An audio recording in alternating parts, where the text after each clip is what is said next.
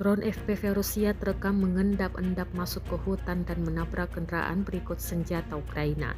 Rekaman momen serangan tersebut diunggah di Telegram pada Minggu 2 Februari 2025.